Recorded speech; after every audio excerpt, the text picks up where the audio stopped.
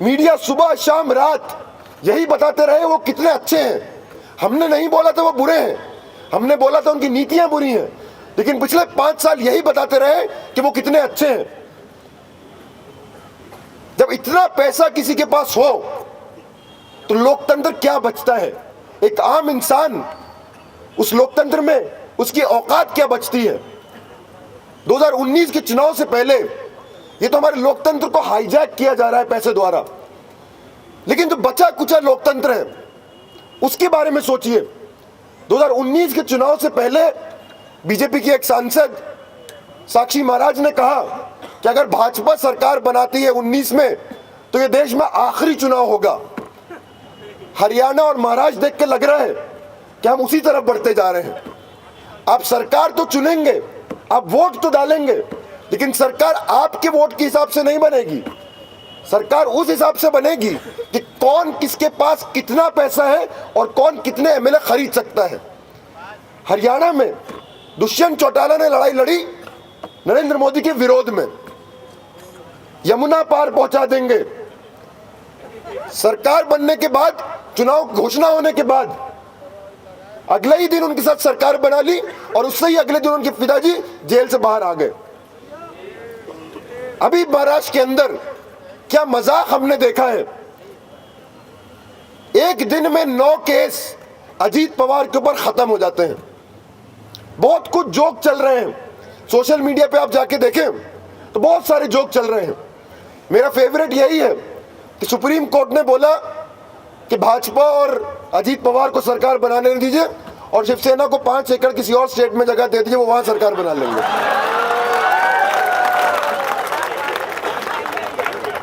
वो बोल रहे हैं कि वो पूरे देश में एनआरसी कराएंगे, घुसपैठियों को बाहर निकालेंगे। तो घुसपैठी पता लगाने का तरीका क्या अपनाया है उन्होंने कि 1951, 1951 और 1971 से पहले के डॉक्यूमेंट्स जिनके पास नहीं है वो भारत में सब घुसपैठी हैं। इस देश में कितने लोगों के पास डॉक्यूमेंट्स हैं? मैं यहां खड़ा होकर बोलता हूं मेरे पास डॉक्यूमेंट्स नहीं है। मुझे नहीं पता आप लोगों के पास इतने पुराने डॉक्यूमेंट्स अपने परिवार के हैं या नहीं है। वो चाहते क्या है? कौन परेशान होगा इसमें? गरीब लोग परेशान होंगे। असम के अंदर भी, असम में हर साल बाढ़ आती है, कई सारे गांव डूब जाते हैं। जब गांव डूबते हैं तो घर में कुछ नहीं बचता, दस्तावेज भी नहीं बचते। वही तमाम लोग एनआरसी में पीड़ित हुए थे, वही तमाम लोगों का नाम नहीं आया था। और आज वो बोल रहे हैं कि ये चीज जिसके चलते इतने सारे लोगों ने आत्महत्याएं करी, असम के अंदर लिस्ट आने से पहले एक देश के अंदर एक पैनिक क्रिएट कर रहे हैं। इस इलाके के अंदर कई सारे व्हाट्सएप ग्रुप्स में घूमता रहता है कि ये वाला डॉक्यूमेंट निकाल के रखिए, वो वाला डॉक्यूमेंट निकाल के रखिए।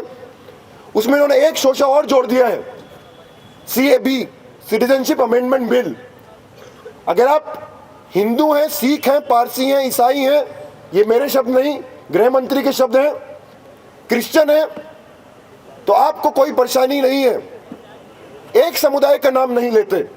मतलब अगर आप मुसलमान हैं और आपके पास वो तमाम दस्तावेज नहीं है तो आपको घुसपैठी करार कर दिया जाएगा। कब से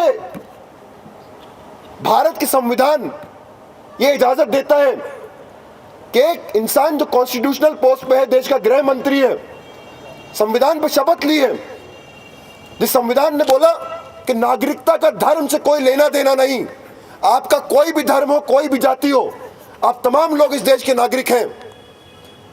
जब एक संवैधानिक पद पर बैठा व्यक्ति ऐसे गैर संवैधानिक स्टेटमेंट देता है तो हम लोगों को गुस्सा आना चाहिए, आक्रोशित होना चाहिए और उसे सवाल पूछना चाहिए।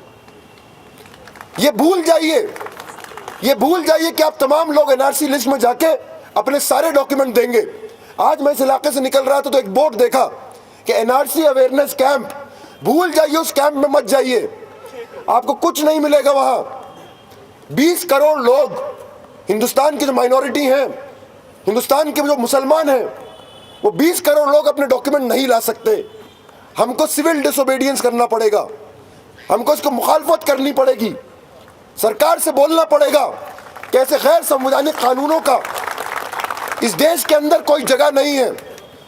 आपकी 303 सीटें हो सकती हैं, अगर 544 भी होती फिर भी संविधान आपके ऊपर है, आप संविधान के साथ छेड़छाड़ नहीं कर सकते। साध्वी प्रज्ञा सिंह ठाकुर की पार्टी वाले गोडसे के यार जब बोलते हैं कि हम लोग पाकिस्तान चले जाएं, तो हम उनको मौलाना अबुल कलाम आज़ाद के वो शब्द याद दिलाना चाहेंगे जब देश में बंटवारा हो रहा था। मौलाना अबुल कलाम आज़ाद ने इसी दिल्ली की जामा मस्जिद में खड़े होकर बोला था कि मुसलमानों, इस देश को मत छोड़ो, यहाँ बुजुर्ग तुम्हारे यहीं दफन हैं, तुमने इस देश की मुस्तकबिल के लिए जद्दोजहद करी है और ऐद करो कि इस देश का इतिहास और इस देश का मुस्तकबिल तुम्हारे बिना अधूरा है।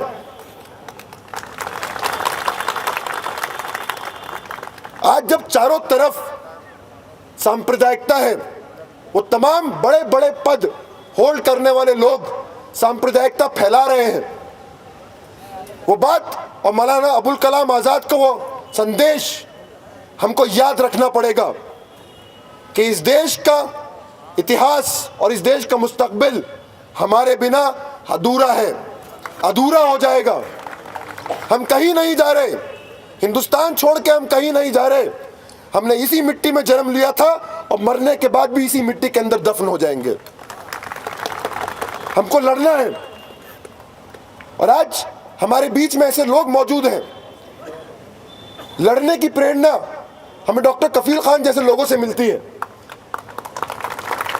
इनके ऊपर उत्तर प्रदेश के अंदर, गोरखपुर के अंदर, वहां जो अजय सिंह बिष्ट है, आप लोग योगी आदित्यनाथ के नाम से जानते होंगे, उनका असली नाम अजय सिंह बिष्ट है। उन्होंने इनको जेल में डाला क्योंकि इन्होंने बच्चों की जान बचाई, ये इनका गुनाह था। और अपनी नाकामी छुपाने के लिए इनको बलि का बकरा बनाने की कोशिश करी, लेकिन इन 2 सालों में ना इन्होंने अपनी लड़ाई छोड़ी और उन्होंने सस्पेंड जरूर किया होगा, लेकिन ना अपना काम छोड़ा। कुछ लोगों को लगा कि जैसे जैसे अर्थव्यवस्था नीचे गिरेगी, ये सरकार भी नीचे गिर जाएगी, हमको सांप्रदायिकता पे बोलने की कोई ज़रूरत नहीं है, उससे हम मुद्दे से भटक जाएंगे। हमारा मुद्दा इकोनॉमी है, हमारा देश का इकोनॉमी तो गिर रहा है, लेकिन बीजेपी का इकोनॉमी बढ़ रहा है। और जब तक आप उनके सांस्कृतिक एजेंडे का जवाब नहीं देंगे, जब तक अब आप उनको हरा नहीं सकते। 2014 के बाद कांग्रेस ने बोला कि सेकुलरिज्म के चलते हम हार गए, क्योंकि हमको मुसलमान परस्त घोषित कर दिया बीजेपी ने और इसलिए हम हार गए। पिछले 5 साल में उन्होंने इस गलती को सही करने की कोशिश करी, उनकी तथाकथित गलती को। इस गलती को ठीक करने से वो 44 से 52 पहुंचे हैं। आपको अपनी आइडियोलॉजी को समझना पड़ेगा, आइडियोलॉजी पे खड़ा होना पड़ेगा। जब देश आजाद हुआ था, तमाम लोग जश्न मना रहे थे। एक आदमी था तो जश्न नहीं मना रहा था, वो खून के आंसू रो रहा था। वो था मोहनदास करमचंद गांधी, महात्मा गांधी। अगर ये पार्टी अपने आप को महात्मा गांधी की पार्टी बोलती है, तो उसको याद करना चाहिए कि उस वक्त के सांप्रदायिक दौर में उन तमाम इलाकों में जहां दंगे हो रहे थे, वहां गांधी जी ने जाके क्या बोला कि मैं माइनॉरिटीज के साथ हूं, हिंदुस्तान में मुसलमानों के साथ हूं, पाकिस्तान में हिंदुओं के साथ हूं। किसी सेकुलर नेता में इतना दम है तो वो सवाल को उठाए। एक चीज और शुरू कर दी है, जो सेकुलर पार्टी इन सब सवालों पे बोलना नहीं चाहते, वो अपने छुटभैया नेताओं को चंदा लेके उनके घर भेज देते कि आप चंदा दे दीजिए इनको। हमने चंदा देने के लिए आपको नहीं चुना था, चंदा तो इस देश की आवाम दे सकती है उन लोगों को।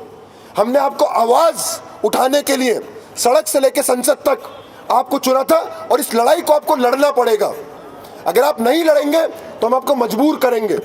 हम सिर्फ एक वोट बैंक नहीं हैं, हम भी इंसान हैं, बराबर के नागरिक हैं। और आज अपनी नागरिकता का, अपनी बराबर की शहरियत का जब हमको बताया जा रहा है, आप चारों तरफ देखिए, जब वो तबरेज अंसारी का वीडियो देखते हैं या पहलू खान का वो वीडियो देखते हैं, या देखते हैं कि अलीमुद्दीन अंसारी के कातिलों को जाके माला पहनाई जा रही है, वो क्या संदेश दे रहे हैं?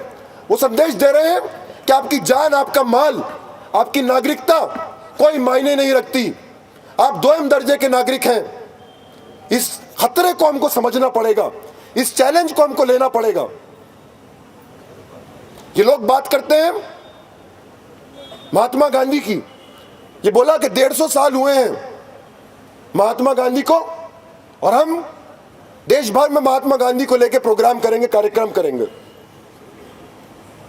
नरेंद्र मोदी साहब से बोलना चाहूंगा, एक तरफ गांधी और दूसरी तरफ गोडसे, आप दो नाव में सवार नहीं हो सकते। आपको डिसाइड करना पड़ेगा। अगर एक तरफ आप साध्वी प्रज्ञा सिंह ठाकुर को प्रमोट करते हैं तो ये महात्मा गांधी का ढोंग बंद कीजिए। गांधी का नाम आपको शोभा नहीं देता। अगर किसी चीज के लिए गांधी जाने जाते हैं सबसे ज्यादा, तो हिंदू मुस्लिम इत्तेहाद के लिए जाने जाते हैं, हिंदू मुस्लिम एकता के लिए जाने जाते हैं। अगर गोडसे ने उनका कत्ल किया था तो इसीलिए किया था कि गांधी जी ने बोला कि हमारा देश सेकुलर था और सेकुलर रहेगा। द वायर के और वीडियोस देखने के लिए सब्सक्राइब करें और बेल आइकन पर क्लिक करें। स्वतंत्र पत्रकारिता की आर्थिक मदद करने के लिए डिस्क्रिप्शन में दिए गए लिंक पर जाएं और अपनी राशि चुनें।